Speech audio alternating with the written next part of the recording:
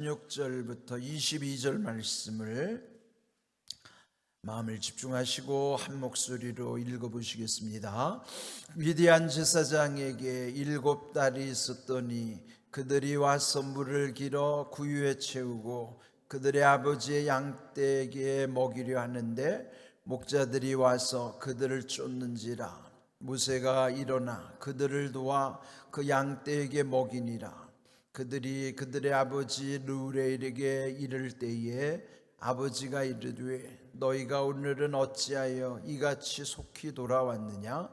그들이 이르되 한 애굽 사람이 우리를 목자들의 손에서 건져내고 우리를 위하여 물을 길어 양떼에게 먹였나이다. 아버지가 딸들에게 이르되 그 사람이 어디 있느냐. 너희가 어찌하여 그 사람을 버려두고 왔느냐. 그를 청하여 음식을 대접하라 하였더니 모세가 그와 동거하기를 기뻐하며 그가 그의 딸 십보라를 모세에게 주었더니 그가 아들을 낳음에 모세가 그의 이름을 게르솜이라 하여 이르되 내가 타국에서 나그네가 되었음이라 하였더라. 아멘. 오늘 읽은 이 16절 22절 말씀에 보시면은 이제 모세가 그 망명 생활 중에서 또 나름대로 정착하게 되는 계기의 말씀이죠.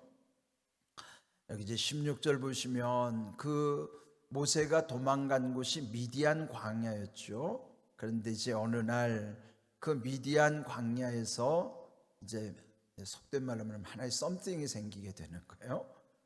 그 미디안 제사장의 7딸들, 딸부자죠. 그 7딸들이 그 아버지의 양떼를 이제 돌보는 상황에 그 양떼들에게 우물을 길어서 물을 먹여야 되는 일이 있었습니다.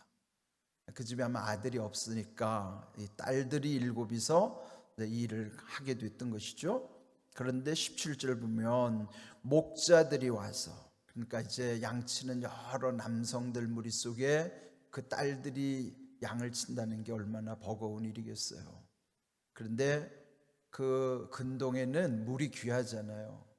그러면 이제 그 우물이 물을 기르려면은 그 물이 이제 증발되지 않게 하기 위해서 그 우물을, 우리는 이렇게 오픈된 우물이지만 거기는 이렇게 돌로 쌓아가지고 물의 증발을 막는 거예요.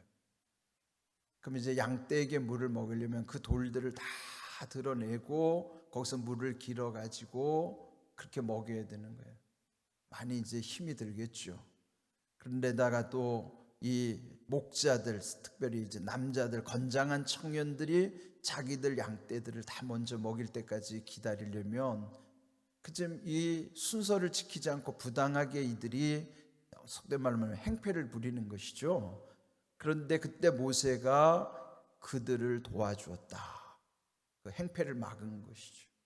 그리고 직접 손수 그 도와서 그 양떼 물을 먹인 일이 있었던 것입니다. 그리고 이제 집으로 돌아갔더니 평소보다 훨씬 일찍 돌아온 거예요.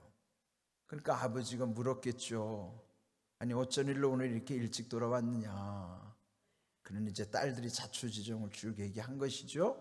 그런데 그때 아버지가 아니 너희들이 그렇게 은혜를 입었다면 왜 그분을 그냥 돌려보내느냐.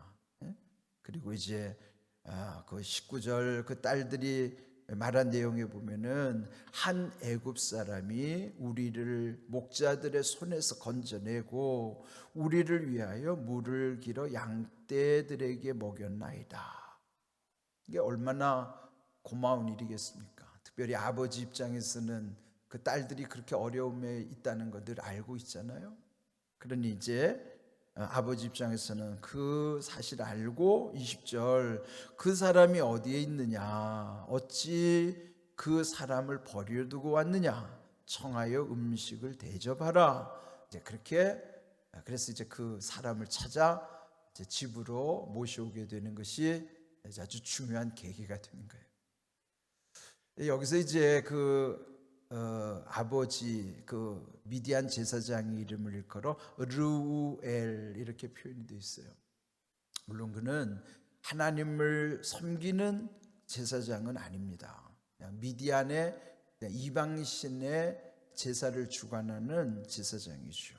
그러나 그 이름의 뜻을 보면 엘이라고 하는 것은 하나님이란 뜻이에요.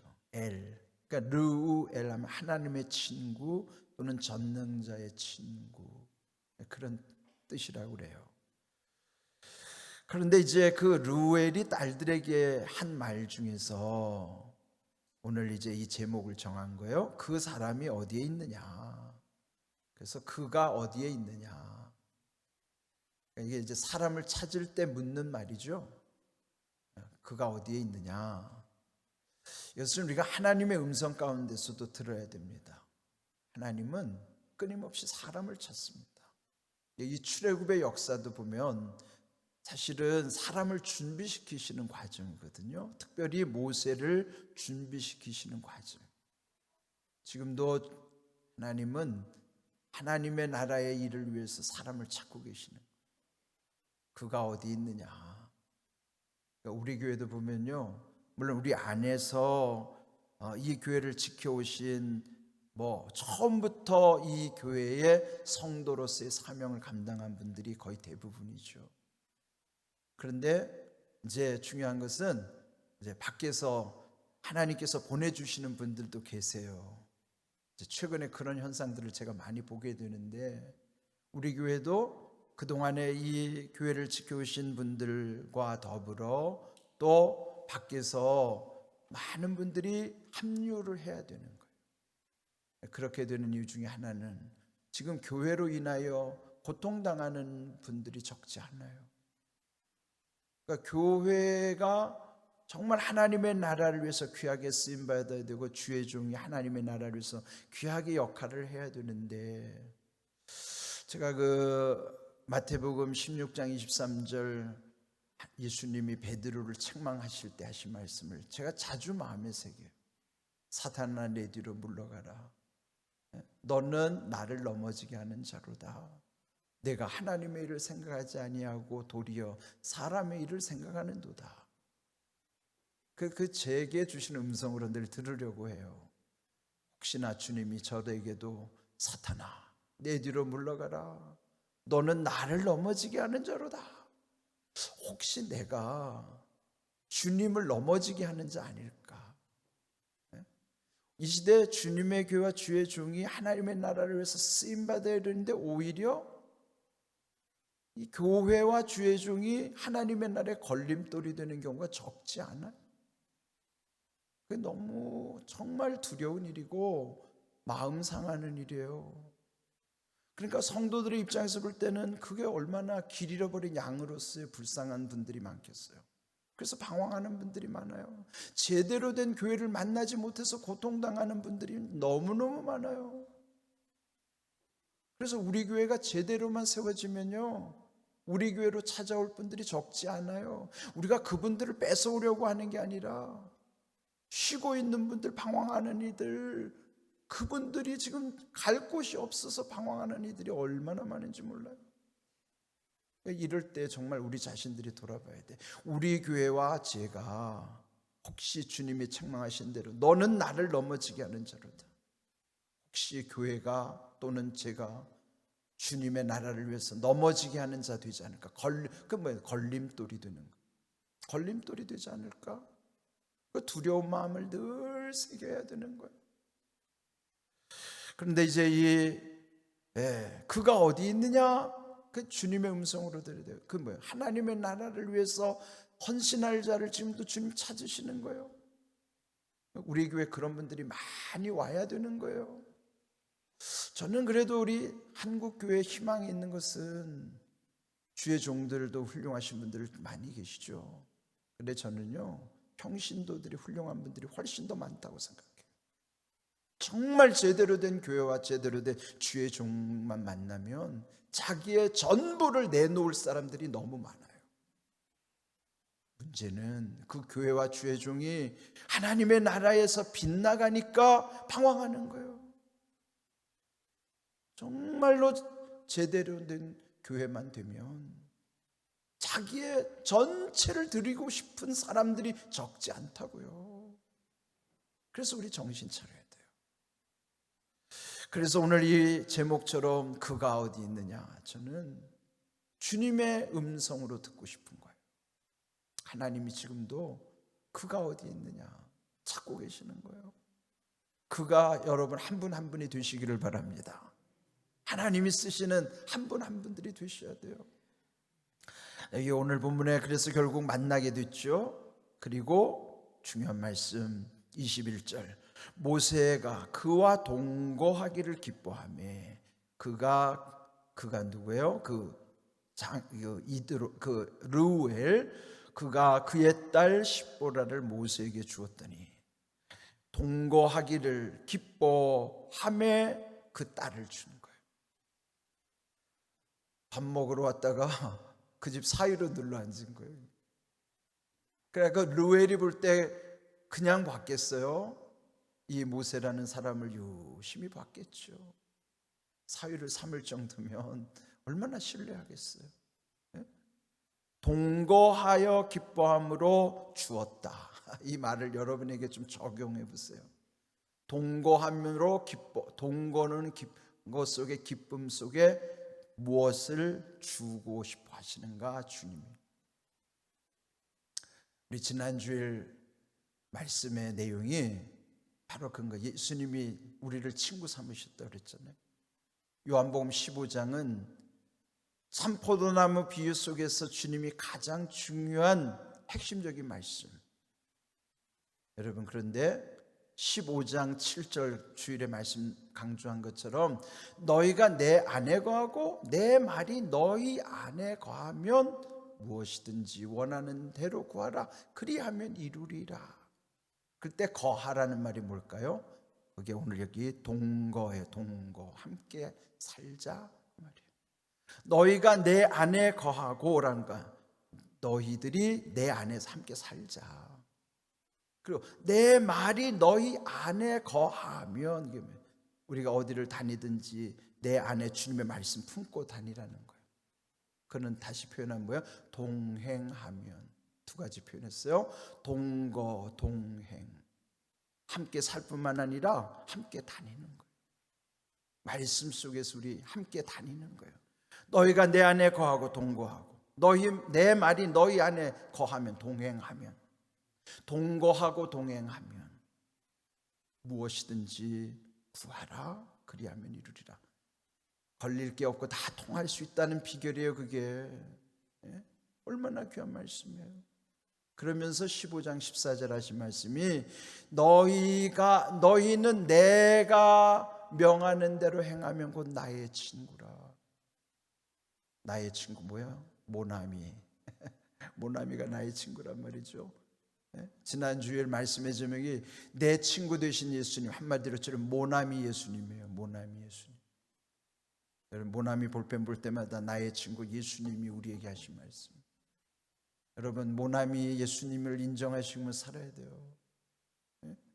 그런데 왜 우리를 친구라고 말씀하는가? 15장 14절에 나의 친구라고 말씀하시면 15절 그 다음 절에는 이제부터는 너희를 종이라 하지 아니하리니 종은 주인이 하는 일을 알지 못함이라. 너희를 친구라 하는 것은 내가 내 아버지에게서 받은 말씀을 다 너희에게 알게 하였기 때문이라는 것이. 친구가 되는 것은 예수님을 통해서 하나님 아버지의 뜻을 함께 공유할 때만이 예수님과 진정한 친구가 되는 거예요. 그러면 종이냐 친구냐는요, 아버지의 뜻을 함께 공유하느냐 하지 않느냐의 차이예요. 오늘 우리가 교회를 다니면서도 주님의 뜻, 주님과 아버지 하나님의 뜻을 공유하지 않으면 우리는 그냥 종일 뿐이에요. 그런데 공유하고 살게 되면 주님과 우리는 친구 사이가 돼요. 모든 것이 흉엄물 없이 다 통할 수 있는, 주님과 통할 수 있는 사이. 얼마나 좋은 사이예요. 친구 사이예요. 그것이 바로 동거. 여기서 모세가 그 집에 동거하면서 기뻐함으로 그 딸을 줄 수 있었다는 거예요. 가장 소중한 딸 십보라를 주었다. 제일 귀한 딸을 준 거란 말이에요. 하나님이 이렇게 귀한 걸 우리에게 주시기 원하는 거예요. 동거하면 기쁨 있고 하나님 소중한 거 주시는 거예요. 오늘 이것을 여러분의 삶에 한번 적용해 보세요.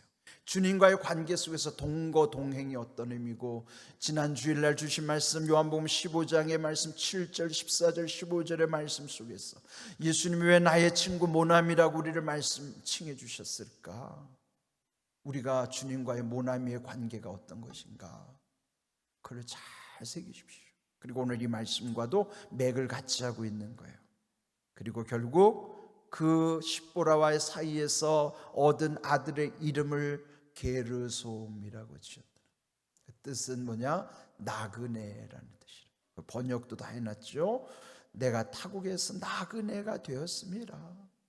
왜 아들 이름을 나그네라고 줬어요? 자기가 지금 이 출애굽기 2장에 보면 그 애굽의 40년 궁궐 생활, 그러나 원치 않게 결국은 도망자 신세가 돼서 광야에서 결국 자기가 깨달은 건, 나의 정체성은 왕자가 아니라 이 인생이 결국 나그네 인생이구나. 여러분, 이걸 깨닫는 게 중요해요. 게르솜을 깨달은 거. 그래서 아들을 낳고 인생 나그네구나, 나그네 인생 깨달은 거예요. 우리도 마찬가지죠. 우리는 나그네 인생이에요. 나그네라는 여기 머물러 있는 것이 아니라 본향에 이를 때까지는 끊임없이 나그네 길을 가는 거예요. 우리는 천국에 이를 때까지 나그네 인생길을 가는 게 게르솜의 인생이라고요. 오늘 주신 말씀처럼 모세가 어떻게 또 다른 계기가 된다. 그 어제 말씀드린 대로 우물 곁에 앉아있다가 이런 사건이 일어나는 거예요. 앵두나무 우물가에서 사건이 벌어지지 말이죠. 모세에게도 이 우물가에서, 우물 곁에서, 또 신약에도 보면 우물가의 여인이 예수님 만나서 영생에 이르는 귀한 사건처럼, 여러분, 이 은혜의 샘 속 우리의 교회가 이렇게 은혜의 샘의 역할을 해야 돼요. 이곳에서 이런 놀라운 은혜들을 체험할 수 있는 그런 귀한 곳이 되어야 된다. 오늘 주신 말씀도 우리 삶 속에 귀하게 새겨주시고, 동거의 기쁨 속에서 주님이 무언가를 우리에게 계속 주시고 싶어 하신다는 그 사실을 기억하십시오. 오늘도 좋으신 하나님 우리와 함께 하심을 믿고 감사하면서 말씀대로 이루어지는 은혜와 복을 체험하기를 주님의 이름으로 축복합니다. 아멘.